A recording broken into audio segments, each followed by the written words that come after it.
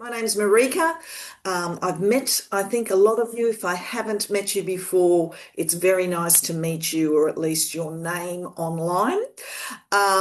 This is a free-flowing conversation about one of the most taboo subject our cultures have to deal with or deal with. And the questions we're going to ask our amazing guest speaker in a moment is why? Why are they taboo? I do begin though by acknowledging that we are meeting on various Aboriginal lands across this awesome nation of ours, and I pay my respects to elders, past, present, and emerging, and pause to recognise that we have a lot to learn from First Australian cultures around end of life and spirituality and the soul, taking care of our soul, that I know Joy will be talking about soon. Somewhere along the line, we have lost our way in talking about end of life because we're so scared of it. And we're going to talk a little bit about that. You are absolutely encouraged to comment, put your hand up. If you don't know how to put your hand up using the little electronic put your hand thingy up emoji, just put your hand up manually. I want to introduce you to Joy Nugent, and there's one disclosure. Joy is the grandmother of the amazing Lala, who is on our team. Hi, Lala. And when we began to talk about this, she said, you know what? My grandmother is blah, blah, blah. And we went, oh, you're kidding. So we're very excited to have Joy here, who is the founder and charity of the charity Soul Talks, which offers recorded chats with health professionals, authors, spiritual leaders and seekers on soul and ways to actually address the anxiety of death or death anxiety for more than 3 decades. And Joy, you'll tell me if I'm wrong. Joy was a student at the bedside of people who were dying. She's got a nursing background. It's her belief that in order to live a fuller and more meaningful life, we really got to be a little bit more open in our conversations about death and dying. This belief really has got the potential to lead a person to die with confidence and faith and a whole range of other things that Joy's going to talk to us about. Hello, Joy. Thank you.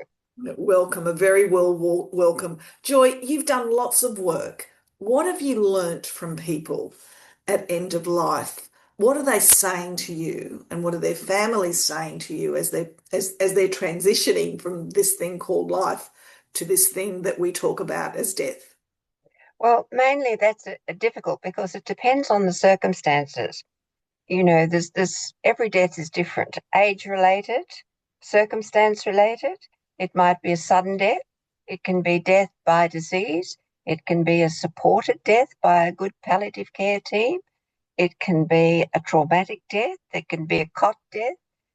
There is so much about death that we don't talk about.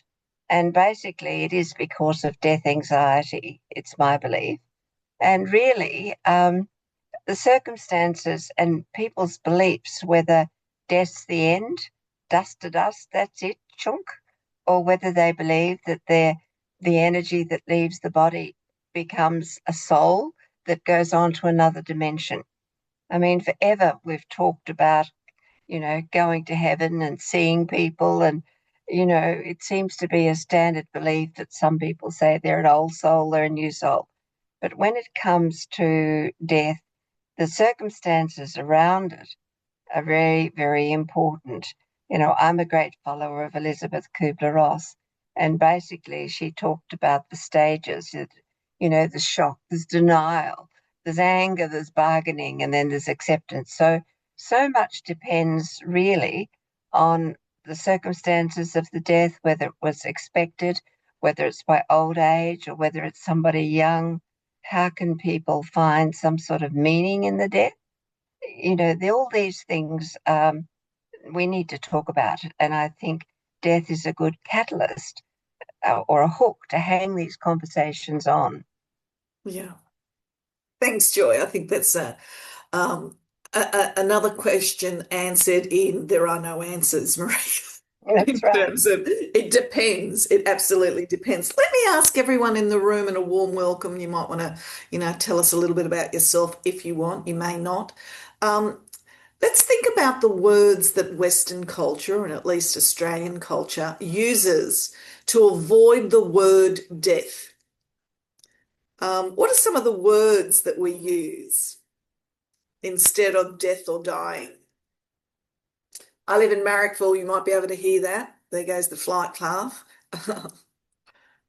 What's a word instead of death? I rather like the words that people say they've passed over and, you know, kicking up their heels in another dimension or whatever else they might. Lots of jokes about death, which I think are quite healthy, really. Yeah. So yeah, passed over, kicking up their heels in another dimension. Finishing up. Thanks, Simon. Yeah. Um, kick the bucket. Last legs. They're just, falling off the perch. Yeah. Just Croaked on it. just on that one, I'm sorry I'm interrupting, but I had a wonderful man I looked after, and he had a grandson.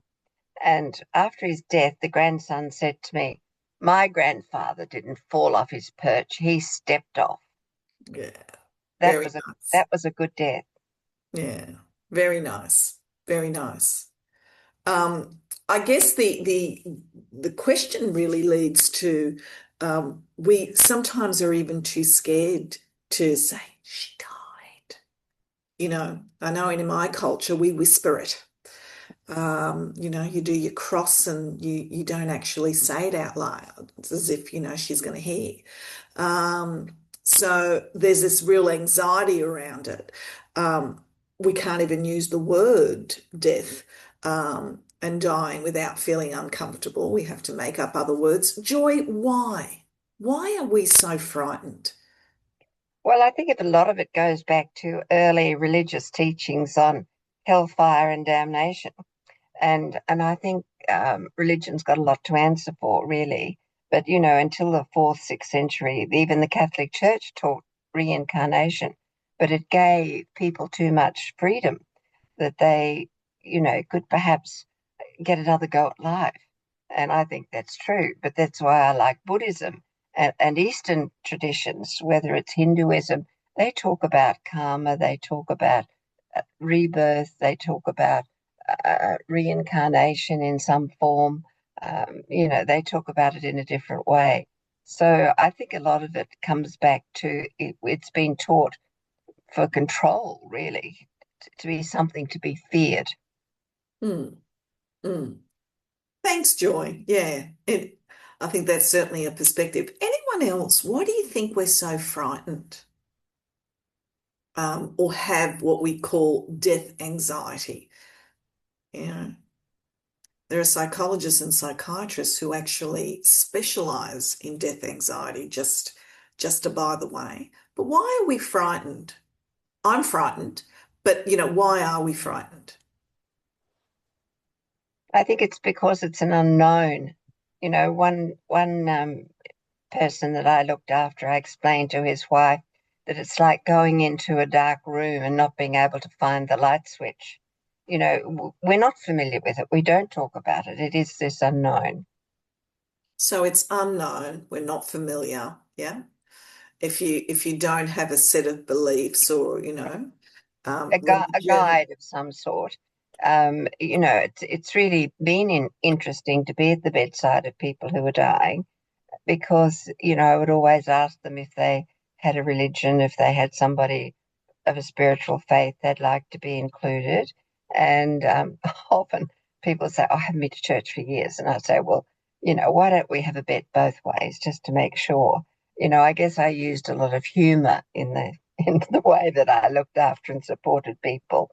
But it is something that hasn't really been discussed unless you're a good Buddhist who are told to meditate on death every day.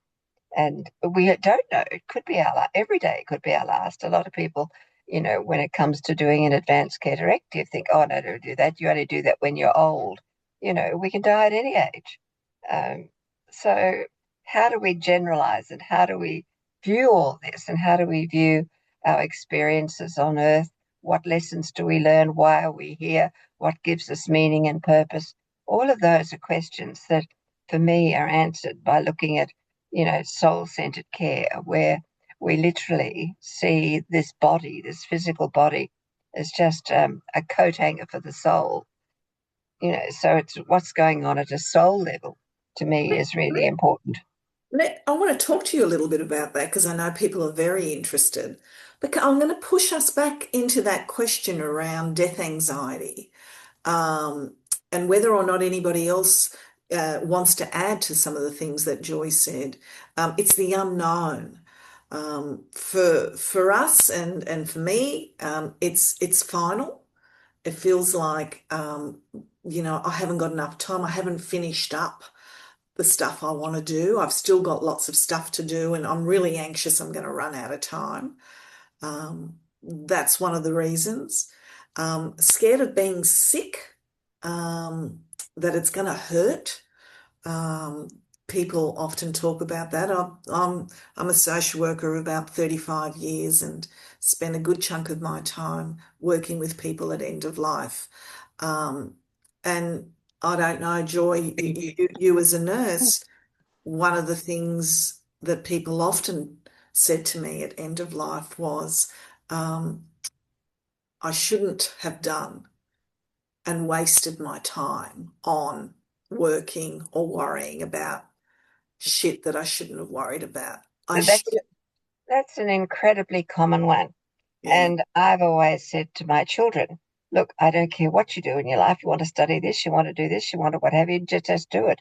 Because the worst thing that can happen is to get to the end of your life and say, I wished I had it. I always wanted to.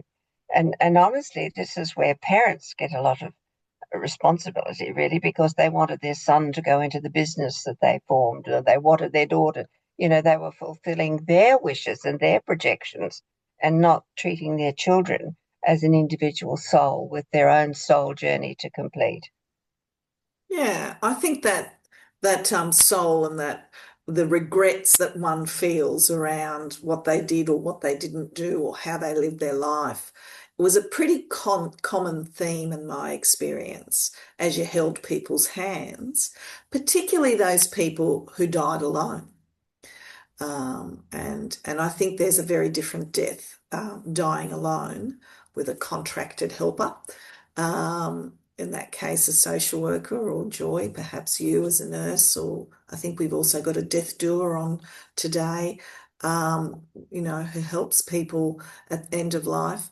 It's different than having, a room surrounded with children jumping on your bed as you're taking your last breath kind of thing. That's a different death. Doesn't mean it's a better death, but it's a different I've death. experienced all that. I've experienced, in one of my early advanced care directives, I wrote, if I have to be in an aged care facility, I want a double bed so that the grandchildren can, sit on it and crawl on it or whatever. But, for me, I'm quite different because I want to die alone. I don't want anyone around me. I just want to be at peace in my own, because the energy that's around the bedside can be very um, unhelpful. If there's a lot of, crying and carrying on, which again is in some traditions a show of love and support. So I don't want to criticize that, but, it's still energy. And when you think energy medicine, what is the energy that I want? And I think that's why a lot of people die in the early hours of the morning. The atmospheric energy just is, it's peaceful, it's calm. So again, I like to think energy when we're having these conversations. So talk to me a little bit about that energy. When you talk about soul and caring for your soul and that, what does that mean? Tell us. Well, for example, it just sort of happened early in my career as a palliative care nurse. I would be at the bedside, as you said before, holding a hand, supporting the family. And look, before a person dies, they can be struggling with breath, they can be sweaty, they can be, you know, chain stroke breathing, that irregular breathing, or whatever's going on. and it's not exactly pleasant, but I would always encourage people to help me care for the body after they died, which was quite a transforming experience, really, because we would wash the body. One family, for example, well, what the daughter was the doctor. She wanted mum dressed in her cocktail black hair because that's what she had for going out to special occasions. But anyway, long and the short is that whatever the circumstances, you can see suddenly there's no energy in the body. And we know that energy cannot be destroyed. You know, washing that body, these limp arms, nothing hurt. You know, you could dress them, we could do whatever we like, shut their mouth, close their eyes, and it it, it didn't hurt. There was no energy. You know, there was no resistance. So it definitely. And I thought, well, what happens to that energy when it leaves the body? And to me, I've learnt to appreciate that as soul, because soul is energy. Soul doesn't have a religion or a political party, it's just energy. And that energy vibrates at maybe different vibrations, with love being the highest vibration. That's quite powerful. Any thoughts on what Joyce just said from the room? Any comments? Lala, how do you feel? And I'm sorry I'm going to pick on you because I know you're also not well. How do you feel about your grandmother saying, I want to die alone? Um, and then also about the whole issue around the energy. Where does it go? Yeah, I mean, it makes me think of a time a few years ago when, Joy, you might remember, it was a Mother's Day that we were all having as a family, sort of lunch or something. And Joy got up to give a speech and she said, like it's been great, but I hope this one is my last. I hope this one is my last Mother's Day. So I mean, that's just a kind of like anecdote to, I guess, position how our family have maybe thought about death differently through Joy and how Joy feels about her own death. I mean, but then I sometimes reflect just personally, like, how will I feel? It'll be a very different experience when Joy dies, I think, compared to when other people in my life die, knowing that Joy's had the kind of reflections that she's had on death. But I still kind of wonder like what that experience will be like and how we'll have these kinds of conversations because I think bringing it from the kind of spiritual and kind of holistic and soul-centered kind of perception can sometimes sound a little bit abstract and it's like how am I going to actually feel and process my own emotions and how is the family going to talk about these things um like I wonder what that will actually be like um and so yeah, maybe what I'm saying is there's like a distinction for me around like some of the ways that I know we talk about death and then the actuality of it. Having not experienced much death in my life. Um, yeah, I don't know if that answers your question specifically, Marika, I but don't know whether there are answers, right? Simon, you've got your hand up. Thank you. Thanks, Lala. Thank you. Yeah, I just wanted to add something as well. I'm a palliative care nurse, but I'm working at the University of Wollongong now, on a palliative care kind of capacity building project, and it's so nice to hear kind of the points that Joy's touched on around um, kind of having a plan and being able to communicate confidently what your hopes and kind of your preferences would be. So much of my experience in palliative care, it's not about the clinical care, it's more about the communication and kind of getting everyone on the same page. So the fact that Joy said, I know what I want at that point where I'm actively dying, I'd like to be alone. And, I've seen so many times where sometimes people will wait for people to arrive, but just as often they'll wait for everyone to leave, whether they don't want to be a burden or they, just want to be a bit more in control because that's probably where the fear comes from, but it's also where the kind of the experience comes from is having control and being in charge of those last moments and things like that. So it's really, really nice to hear those reflections and also the ability to just speak with confidence about what you would like to happen. So not necessarily at that point of crisis when emotions are really high and there's potential for conflict, but having those conversations as early as possible and sharing them with your family so that when the moment does come, everyone knows what's happening. It's really, really, really positive. So thank you, Joy. Thank you. Well, I've got my very youngest I have 12 grandchildren. My youngest grandchild, gorgeous girl, Billy, she said, well, Joy, I know you told us that when you die, we're not to cry. But she said, I'm going to cry anyway. And I said, oh, that's okay. But we're talking about it. And I think it's good as a parent or a grandparent.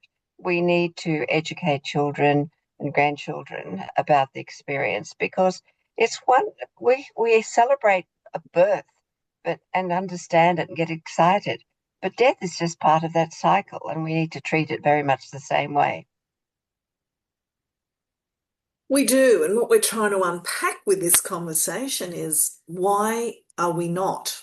What are the barriers to treating death in, much the same way that we treat the joy of a new baby coming into our lives? I often can, try and think about all the preparation that comes into that, and the excitement and the joy. And then, of course, at the other end, it's like, hush, hush. We have a 40-day thing in our culture. Everything is 40 days. You have a baby, you got to, be taken care of for 40 days. You get married, you got to be taken care of for 40 days. You finish your HSC, as my son's about to, I'll take care of him for 40 days. End of life, when someone dies, you take care of the widow or widower and the family for 40 days. But you don't talk about it leading up to it. It's all hush hush. So I'm wondering again, from anyone, have you spoken openly about death and dying in your family or with your in your circle? And how did that go for you? I've just Hi everyone. I'm sorry I'm a bit late. I'm here because I was just getting my 86-year-old mother out of hospital, so it's a little bit relevant. Nice to see you, Melissa. Yeah, hi Marika.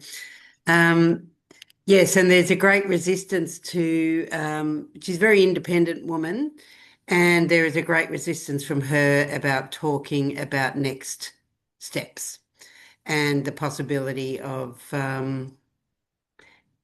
yeah, and just yesterday I had a conversation, she's very resistant about taking, for example, the enduring blah, blah, whatever it's called, enduring guardianship. Yep. And she's like, no, how dare you?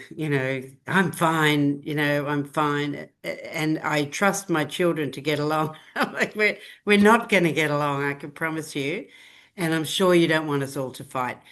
And, so it's a process. So I don't have a problem talking about next steps and making plans, but there's a lot of resistance coming from her. And I often frame it as in that's part of her, she's a strong, independent woman, and she doesn't want to confront it because then she might, just give up the ghost. That's my experience anyway. Well, it's not an unusual experience for people in the late stage of their lives. My father says, I won't do a will because I know as soon as I do one, I'm going to die. That is so common. I can tell you that is so common. Yeah. There must be a lot of superstition around death too. Yeah. And it is, we just talked about, Melissa, sort of this death anxiety. To counteract death anxiety, and Simon kind of alluded to it, there's this thing that certainly Joy's voice and work centers around called death literacy. It's a bit like health literacy. It's actually educating people around, what happens at every end of life, that you actually do have some choices.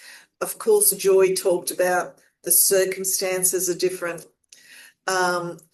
Again, I'm going to just go back to the room. Any other comments from anyone else around, what's been your experience when someone has died? close to you, have you talked about it?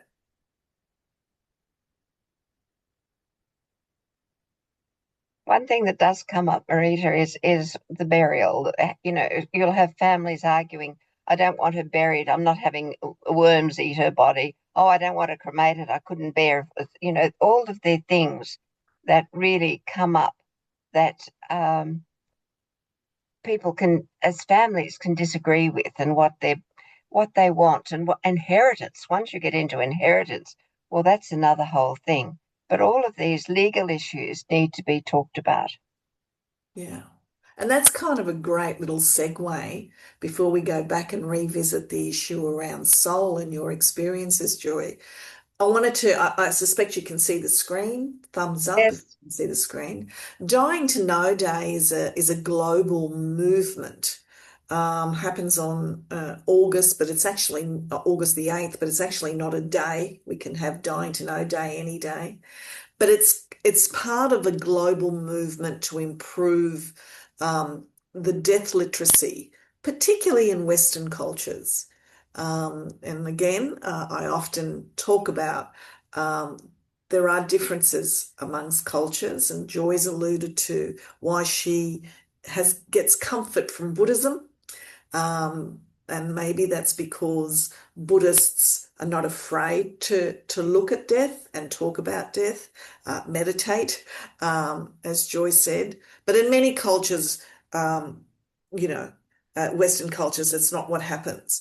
We start off at Inner Sydney Voice with some key questions when we try and get involved in programs like this. And, you know, the questions are, well, what problem are we trying to address?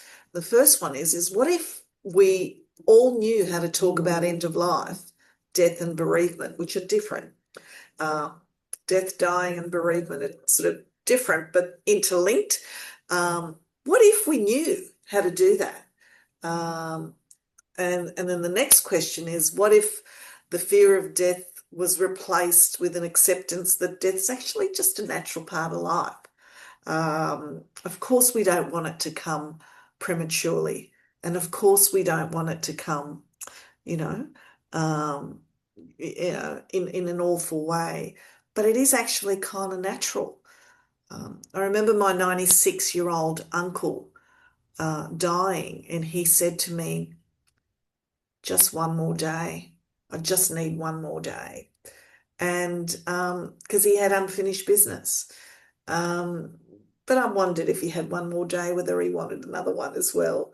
But it was this whole issue around, I'm too frightened to die. I'm too frightened to see what's on the other side.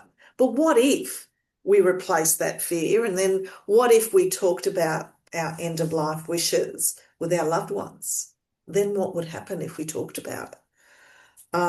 For us as individuals, for the healthcare system, community care system, and then for communities. What if we talked about our end of life wishes? And this was what this conversation was about, was talking about, you know, what a living will or an advanced care directive is, which is one very small part of end of life.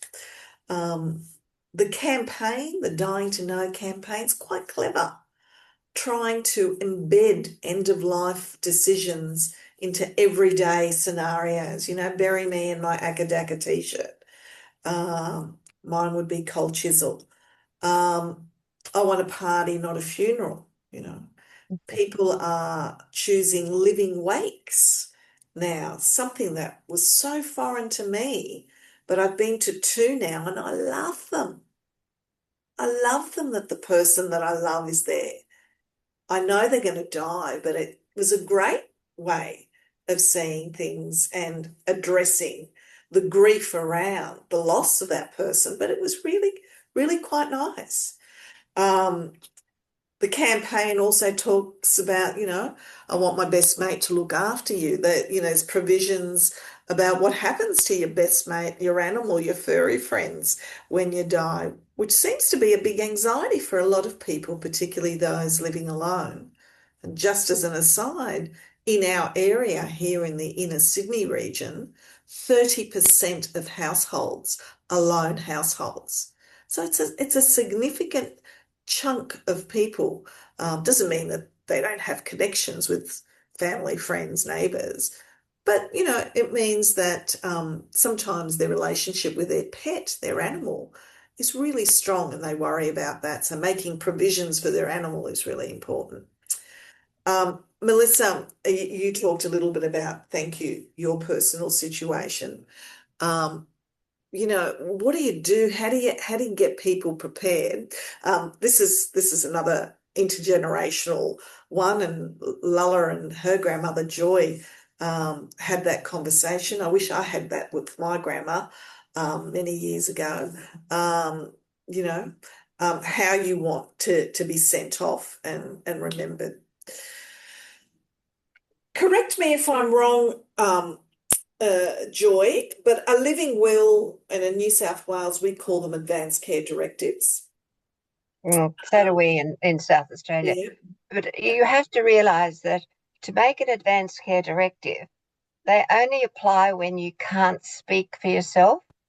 Mhm. And it allows you to look at a lot of things. For example, I'll give you a few experiences from my nursing career. One of my early patients I had a brain tumor, and she was gradually losing control of everything. But she just wanted to go up the Murray River and have one last week on a boat with her friends.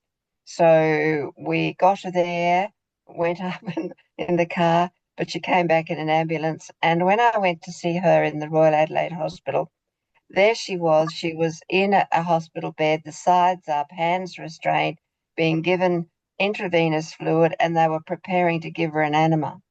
And all she wanted, and she kept making this sign of cutting her throat. And I said, look, this is not what she wanted. And she's talked about dying. She's made a will. She's done everything. Can't we have a palliative care approach here? And eventually they went and got the registrar and stopped all their IV and their enemas and sent her back to a little private hospital that she was in near the sea when I knew her. And I went back to see her next day. And I said, did I say the right thing? And she just gave me a big yawn. And she died very peacefully that week. So there are a lot of advantages to making an advanced care directive, because there was I to speak for her. But if I Yeah. wasn't there, who's going to speak for you? And we see people, particularly with pacemakers. I don't know if anyone's had this experience, or you, Simon, but there's nothing, it's awful. It prolongs the dying period. I've been there with families, feeling the pulse. Death's accepted. There's this beautiful atmosphere around the bed. And suddenly the pacemaker kicks in and the heart starts to beat again. So this is something people need to consider. Thank you. Please, thank you. Thank you. Sorry, that's great. There you go. Sorry, Joy, we just got a bit of cross there. I had no idea that would happen. Yeah. Well, and another one, this was a lady I looked after in a nursing home. I'd been involved with several other family members, and we took, I went to go and see her in the nursing home. They weren't at all happy because the nursing home wouldn't give her enough pain relief. And when I arrived there, I said, where's Mrs. So-and-so? Oh, down the corridor. But I could hear her. Oh, she was crying out the whole time, couldn't speak. And I went down there, and here's this woman in her 80s who'd been a physiotherapist, beautiful lady, cramped up in this awful, almost fetal position with this pleading eyes. And I just kissed her on the forehead and said, look, we'll look after you. But really, and the family then, we took her home and gave her the most beautiful death you could imagine. But the nursing home's excuse for not giving her enough pain relief was that it restricted her feeding and she didn't eat enough. So where's our preference? Do we want pain relief, or do we want to stay alert enough to eat? Really, all this comes from, to me, a death avoidance, that we're not thinking, well, maybe it's time. Is it your time to go? Another lady I looked after, she was 90 in a nursing home, and her son was a doctor, and he'd come down from Queensland, and he was worried about it. She was curled up this fetal position, this dear little 90-year-old, and they'd get this fetal position woman onto a wheelchair, push her to the table to eat, all cramped up. And he was sure she was having pain and etc. So I go in as a palliative care nurse to talk to her, and I noticed she had some perfume in her room, Joy, which is my name, of course. And so I knelt by the bed and I talked to her. We connected with the perfume. And after chatting a little while, I said to her, she had this tiny little face with a beanie on, 90. And I said, do you think it's time you died? And there was this total silence. And I thought, oh, God, I've gone too far this time. And then suddenly she said, that's not a bad idea. And so I came out and told the son and the director of nursing in the nursing home. And I said, could we just, have a palliative care approach and keep her comfortable, leave her in bed. She doesn't want to get up, give her a bed bath. It's lovely to be touched with a bed bath, but oh no, you got to shower people these days. Got to stick them in a chair and wobble them down the corridor. I can't bear it. But anyway, and then I said, well, get rid of all those artificial flowers in the room and fill it with real flowers. Anyway, apparently all this happened and they gave her a little pain relief. And if she wanted to eat, they fed her. If she didn't. Whatever she wanted, she just had. And she died 2 weeks later, and a grandson came into my office with a big bunch of flowers to say thank you. I just think we do death and dying badly, but it's people that are often looking after them that we need to educate. Yeah. And when you say people looking after it, thank you for sharing those stories. People who looking after it, do you mean the healthcare professionals? I mean the healthcare professionals. Yeah. So yeah. And how do we best do that, Joy? How can we do that? Now, Simon had his hand up. Hi there. So, yes, thanks, Joy. I had another thought. Just we were talking about advocating for the dying person, and I think that cultural load.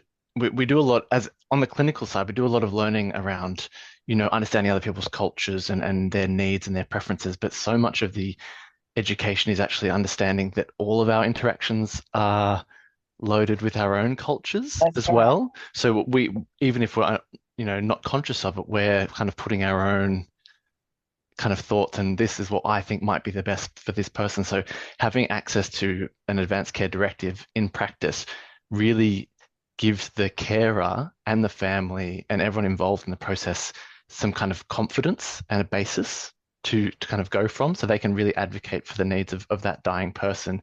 So I think it's fantastic in practice.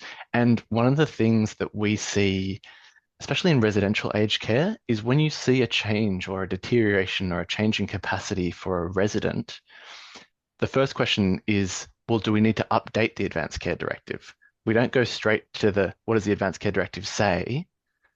Let's do that. While the person still has capacity, we say, okay, the situation's changed. There's been a change in capacity. Is this still appropriate? Is this still the best decision or the best pathway to go down? So it's a really fundamental tool. So I'm really glad that you are making it a priority. Also, my Advanced Care Directive really just says very simply, that I live from a soul perspective, that I don't want anything done to keep me alive, my body alive. I don't want artificial feeding. I certainly don't want a pacemaker. And I am, by the way, sort of 87 in a few weeks' time. But, I know age makes a difference too. But we do need to have, in our Advanced Care Directive, belief. What do we believe? What are our values? That's the sort of thing I think that we don't discuss enough. What are our values, and what will give me peace? What do I hope for people that are left behind? What is my legacy? How do I want to be remembered? To me is the main important thing. And when people are writing by, their stories, we need to write things like, these people have influenced me. This is how I've changed in my life. I talk about the fact that I was brought up with a very strict Methodist upbringing. And then I went in my nursing career, I thought I liked the Anglican Church better. Then I married a Catholic and was a good Catholic for 30 years. And then I just questioned the whole thing. And I think that, I like to think I have my direct line. And this is really part of people talking about their stories. But I think sometimes, as you would know, as a carer or a palliative care nurse or a social worker, we have to give a little of ourselves before others open up. You know, it's that Johari window thing where how much do we share? But certainly projection comes into all this enormously. You know, I had one doctor who, oh, this woman can't leave her die at home. We've got to get her to hospital. I said, no, she really wants to die at home. But his fear, he was projecting his fears because his mother, you know, died at home or whatever else has happened. So we need to really understand how we view our life and how to be, as Elizabeth Kubler-Ross said, this person that's non-judgmental, gives unconditional loving care. You know, it's that loving care, kindness, all of that stuff that really matters without the policy and procedures and the dogma and the whatever else that gets in the way of simple loving care. There's a thing about kindness, isn't it? It's still really important, isn't it? Love, care, and kindness. Yeah, beautiful. I think, you know, from our two sort of professionals there in the room, there seems to be consensus that an advanced care directive or a legal will is probably a really important tool to talk about.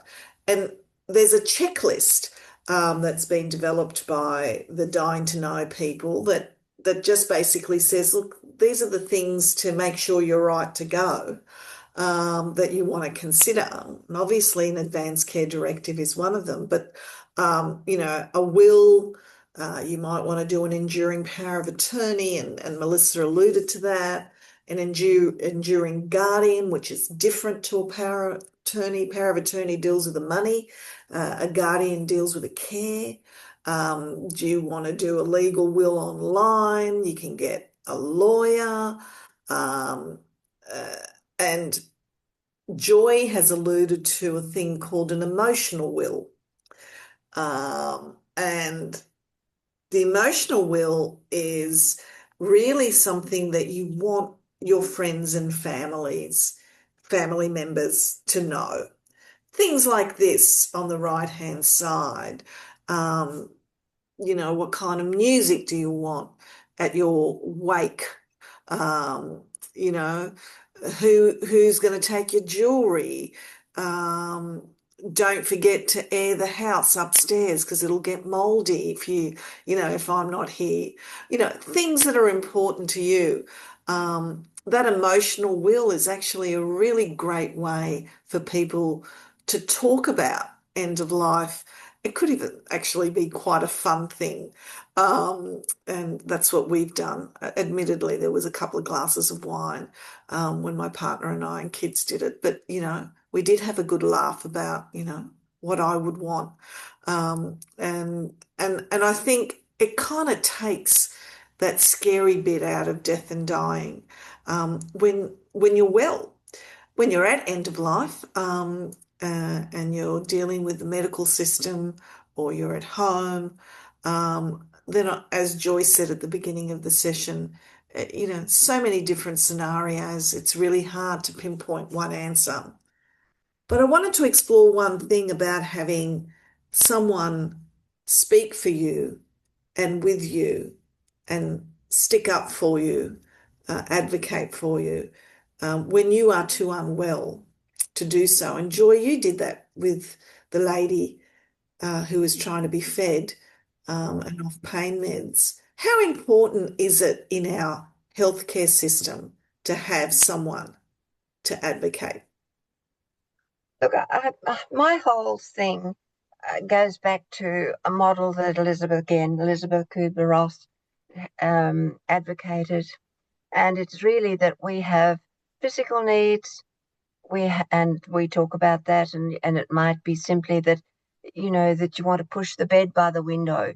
I had a lady who made an advanced care directive in a course that I was running, and she said, well, I don't mind going to a nursing home if I have to, but I don't want to be anywhere near a road where I can hear traffic, because that's where my friend died and I was in the car and it would remind me, you know, little things, you know, things that happen in the physical world. Do I want to have anyone help me feed me? A lot of people say, I don't want anyone wiping my bottom. If I can't wipe my own bottom, I don't want to be here. How much independence do we need? As Simon would know, we can do all sorts of things to people, give them peg feeds, give them oxygen, give them whatever that's artificial. But we really need to say, how much do I want in those areas to be kept alive, and what do I value? And then that's physical needs. We have intellectual needs where we want to be in the decision making. How much well can we communicate? People will say, if I can't talk to my family, I don't want to be here. Think about intellectual needs. Think about emotional needs. Think about how we do, and look at, you mentioned before about emotional will, but there is so much else in the way. What music do we want? I had a lady I was looking after, and she loved classical music, and the staff would put on modern day jingles because that's what they liked. We always have to ask, whose needs are we meeting? Are we meeting our needs as carers and providers or family members, or are we meeting their needs? And how do we make that distinction between someone else's needs and what we're advocating for? Whose needs are we meeting? And the spiritual one, would they like mantras being played? I had one lady who had a laptop, and she had Tibetan bells playing on the pillow. How do we want to be supported spiritually? So when you're making, or with anyone making, an advanced care directive, think of the 4 quadrants. Physical, what do I want with my physical concerns? What about my intellectual concerns? What about my emotional concerns? And what about my spiritual concerns? That covers all bases. Great sound advice. Has anyone in the room got an advanced care directive, if you're comfortable, thinking about getting one, or never thought about getting one? I'm thinking about getting one, and it's terrible I don't have one. I've said it out loud, but I haven't written it out because, of course, I think, I'm still 25. Not that 25 people don't face end of life, can I say? Anyone else? It is the hardest thing to get people to do. About 4 years ago, I ran 3 or 4 sessions on Advanced Care Directive to a group of about 16 intelligent people that had been followers of our charity Soul Talks. And at the end of it, only 2 people had the guts to do one. It is really a very difficult thing, because it literally makes you confront who you are, why you're here, the whole basic meaning in life. And it goes to the heart, doesn't it, of that fear again that we all have. It is. Well, what I say is we really need to live by faith, not fear, because faith and fear are 2 switches that can't be on at the same time. We need to live by faith, whatever the faith is. It can be a religion, it can be yourself, it can be the doctor, it can be whatever. But if someone's got faith in something, it makes it all much easier.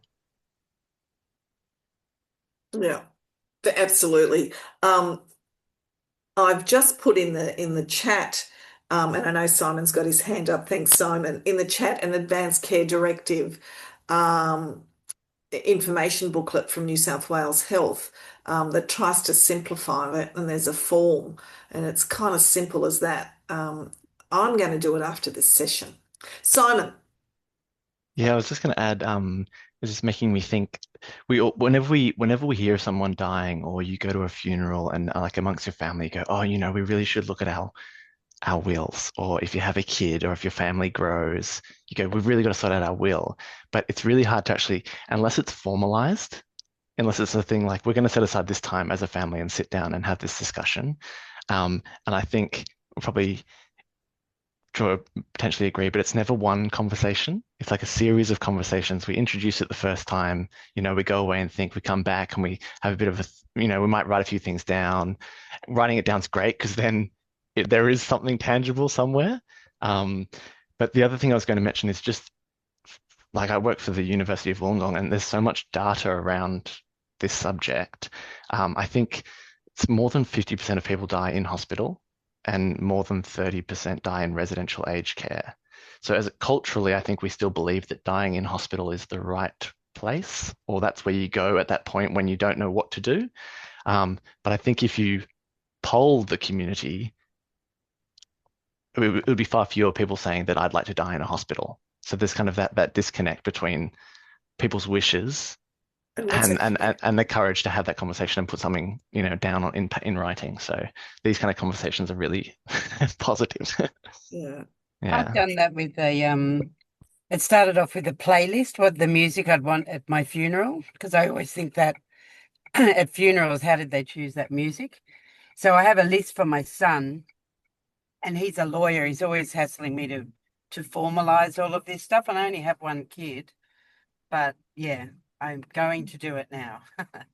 You and I both, Melissa. Yeah. Yeah, because it's not just about the funeral. It is about, and I've been thinking this with my mum, because you always think in terms of, oh, if there's the slow fade of dementia, but what if there's a stroke? What if it's something very sudden?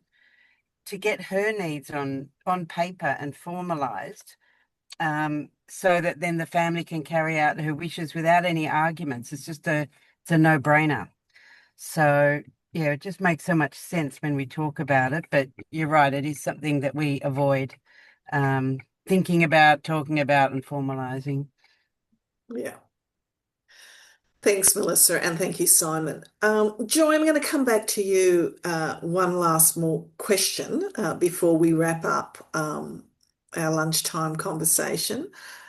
Just about what advice would you give us all about taking care of our soul heading into whatever we're heading into next? That's interesting. Well, I think to me, soul is about why am I here? And I guess I come from following people like Carolyn Mace or Jean Houston or Andrew Harvey. I've been to India and stayed in an ashram or whatever. I've been a searcher, shall we say. But, what's the meaning of my life? Why am I here? I think that is very much, we need to let our soul talk to us, because that talks to us through intuition. But to do the soul communication, we do need to have that meditative space. We have to quiet that monkey mind that gets in the way. Well, I suppose it's ego.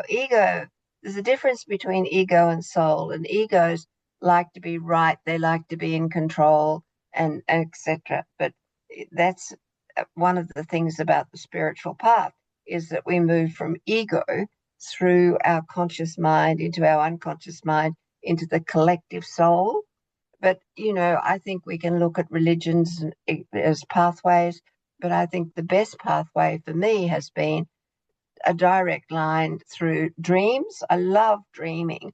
I have these lovely lucid dreams, and dreams can make people understand that that's the interface between this world and the next. It's hard to imagine a heaven, hell, afterlife, whatever, but we can understand a dream. We can understand a dream world. I dream in color, which is fun. And so, to me, the dream world, we need to understand and pay attention to getting to know our souls through the little voice of intuition, through dreams. It's a very famous saying that an unexamined dream is like getting a letter from God and not opening it. So let's look at another dimension, which is that unconscious, the collective unconscious, the collective soul energy, which we tap into through meditation and quietening the mind. We say that prayer is talking to God, but meditation is listening to God. Wow. Gee, I don't think my dreams are a letter from God. It must be from the other end, because my dreams don't make any of that sense. But Joy, that's a lovely spot to leave off this lunchtime conversation. Thank you so much for your time, and thanks everybody for joining in. It was a bit of an impromptu kind of, why don't we just get together and talk about this?